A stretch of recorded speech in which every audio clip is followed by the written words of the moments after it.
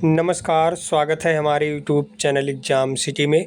बात करेंगे UP NM 2800 grade pay और एनएम के समस्याओं के बारे में।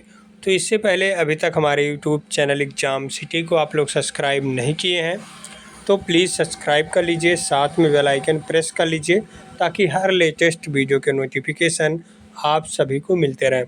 तो यूपी एनएम 2800 ग्रेड पे को लेकर के तमाम केसेस लगे हुए हैं। जैसा कि कल एक केस लगा हुआ था जो अवमानना एप्लीकेशन पर सुनवाई देखने के लिए मिला था।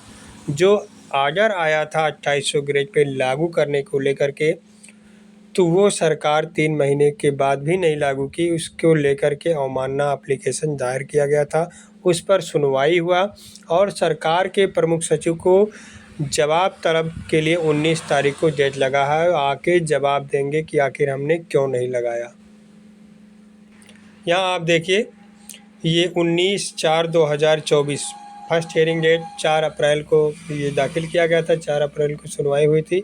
अभ्यर्थियों की तरफ से अवमानना एप्लीकेशन दायर किया गया था और ये 19 कल सुनवाई हुआ और 19 तारीख को डेट लग गया है। प्रमुख सचिव को तलब किया गया है। यहाँ आप देखें तो कमलदीप निराला एंड अदर के नाम से जो याचिका थी, उसका डबल बेंच में भी चल रहा है मामला। जो सरकार सिंगल बेंच की आर्डर नहीं मानी, डबल बेंच में गई, तो 3 महीने के अंदर जाना चाहिए। 3 महीने के बाद सरकार गई है तो इस पर भी सुनवाई हो रहा है, देखना होगा क्या होता है। जो डबल बेंच में सुनवाई लगी हुई है उसका 9 सितंबर को लगा हुआ है। तो कुल मिला के सरकार कटघरे के घेरे में है। अब देखना होगा कि क्या हो सकता है। वैसे चांस ज़्यादा है कि 2800 ग्रेड पे बहुत जल्द लागू हो सकता है, लेकिन जो कोर्ट में चला जाता है वो मामला, वो अनिश्चितता हो जाता है। कब कोर्ट का फैसला होगा ये कोई नहीं जानता है। कितने दिन लगेंगे कोर्ट में कोई नहीं जान पाता है। फिलहाल यदि मुख्यमंत्री जी चाहें तो उसको जल्द से जल्द लागू कर सकते हैं। कोर्ट की बातें मान लें और जल्द लागू हो जाए, क्योंकि बार बार सरकारें 2800 ग्रेड पे को बंद करके 2000 की हैं और बार बार सब लोग कोर्ट में जाके 2800 ग्रेड पे लिए हैं और अब की बार भी लेंगे। हर ज़िले में ऐसे ही साहसिक कार्य होने चाहिए जैसे कि झांसी के लोग ने किया है। बहुत ही अच्छा काम इन्होंने किया है।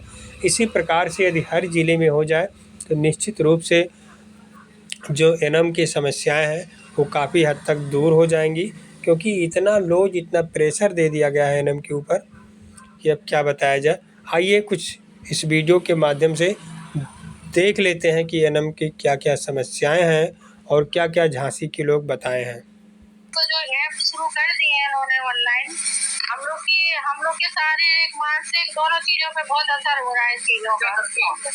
ऑनलाइन हम लोग के 19 ऐप खुले हुए हैं ई कवच में। जो हम लोग के पहले ये 2 खुले हुए थे, जैसे हम लोग का एएनसी और बच्चे फीड करने थे। अब उन्होंने पूरे ऐप खोल दिए, डाल दिया है। जो काम वो लोग नहीं करते हैं एनएम करेगी, एनएम से करवाएंगे हम ऑनलाइन काम।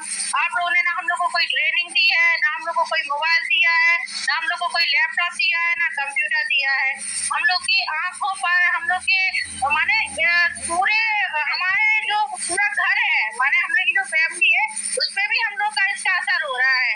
कहते हैं मोबाइल में हम लोग को घंटों काम नहीं करना है, लेकिन हम लोग घंटों बैठ के काम कर रहे हैं। इससे हम लोग की सर्वाइकल प्रॉब्लम भी शुरू हो गई है, क्योंकि घंटों जो हम लोग बैठे रहेंगे मोबाइल पे तो क्या असर होगा उसका आप बताइए।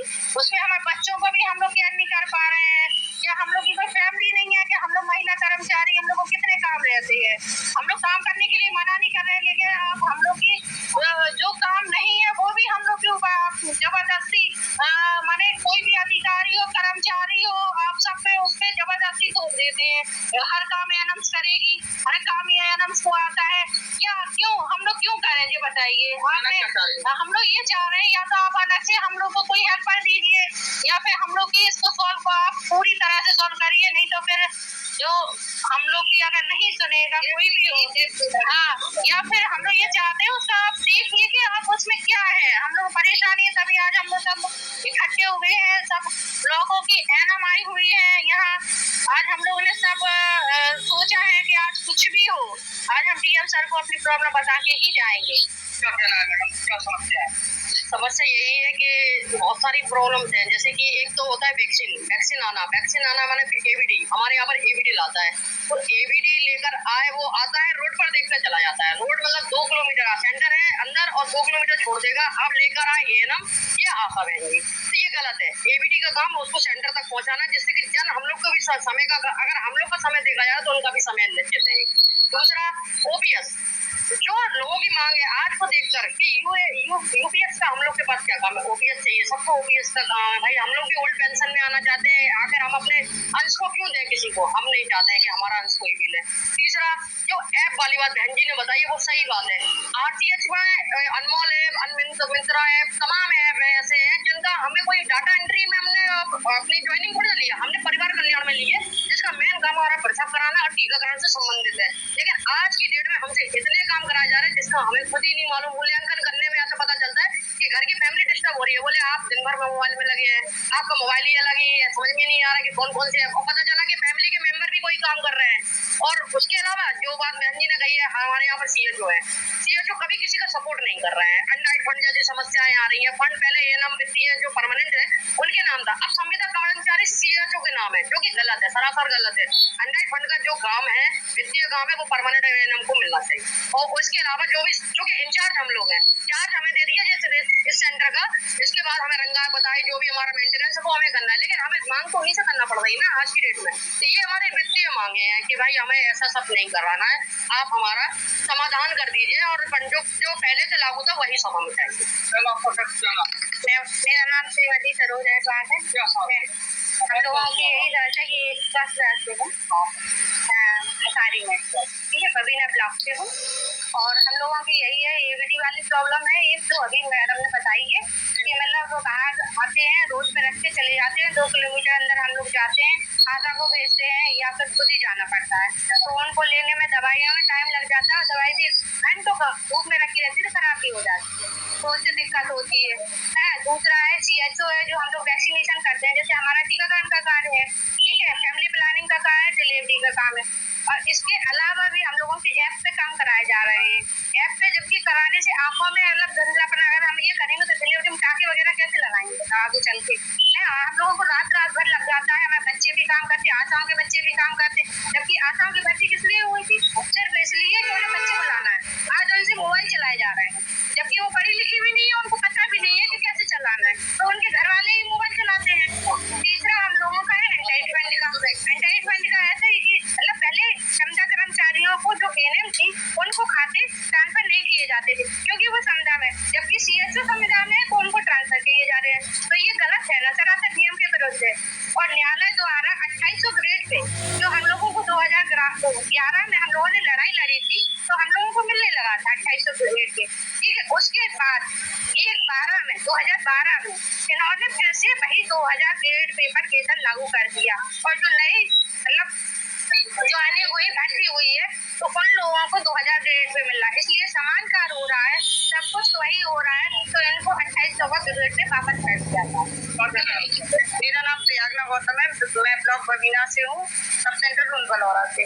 सर हम लोगों को हर हफ्ते पहले टाइम के जाना पड़ता है सीएचसी, जहाँ से हमें ढेरों सामान मिल जाते हैं, दवाइयाँ मिल जाती हैं, और हम लोगों को लाने में दिक्कत होती है। हमारी मांग यही है डीएम सर से कि जो भी हमें सामग्री मिले, दवाइयाँ मिले, वो हमारे सब सेंटर तक ही पहुँचाई जाए, जिससे हम लोगों को परेशानी ना हो।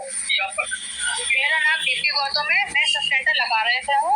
हमारी मांग यही है कि जो भी सभी बहनों ने बोला है उस पर साहब हमारे बिल्कुल बड़ी नजर से उसको गौर करें, उसको शॉर्ट आउट करें और हमारी मदद करें, क्योंकि सबसे बड़ा काम क्या है कि जो हम लोग ये डिफरेंट ऐप पे काम कर रहे हैं, इतने सारे आइकन्स हमने खोल के रखे हैं, एक ही काम को हम लोग रिपीट कर रहे हैं बार बार अलग अलग ऐप पे।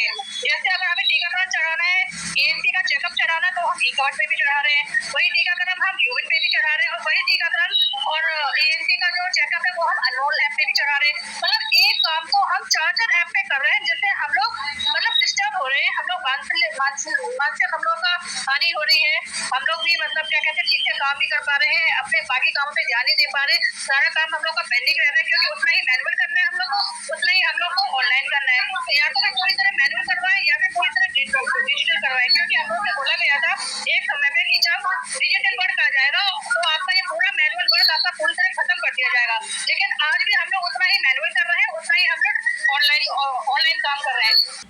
ये जो हमने एनएम के काम 72 लिखे हैं, कम से कम 100 काम होंगे, तो हमने तो 72 ही लिखा और वेतन केवल 2000 ग्रेड पे मिल रहा है। कुछ लोग सोचते हैं केवल एनएम 2 दिन कार्य करती हैं, लेकिन एनएम का कार्य देखें तब समझ में आएगा कि 2 दिन का कार्य कैसे होता है।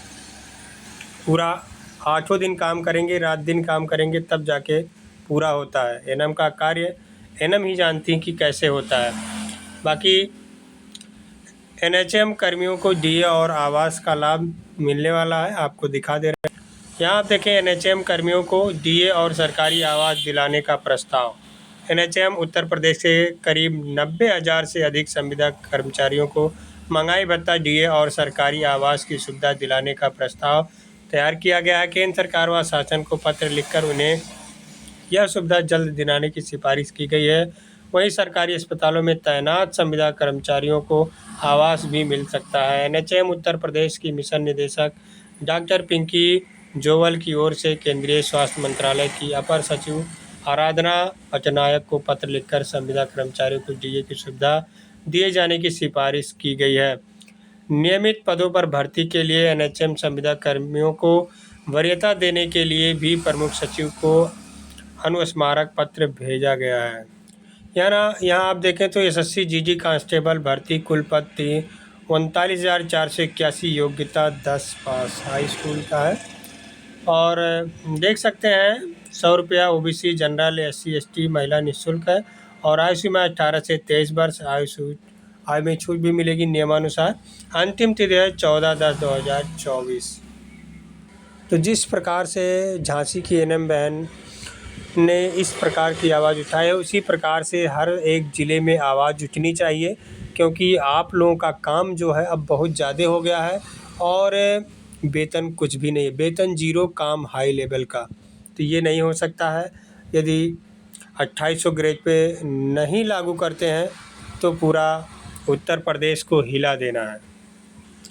और कोई न्यूज़ होगा तो हमारे यूट्यूब चैनल एग्ज़ाम सिटी के द्वारा ज़रूर शेयर किया जाएगा। तो अभी तक हमारे यूट्यूब चैनल एग्ज़ाम सिटी को आप लोग सब्सक्राइब नहीं किए हैं तो प्लीज़ सब्सक्राइब कर लीजिए, साथ में बेल आइकन प्रेस कर लीजिए, ताकि हर लेटेस्ट वीडियो के नोटिफिकेशन आप सभी को मिलते रहें। बहुत बहुत धन्यवाद वीडियो देखने के लिए।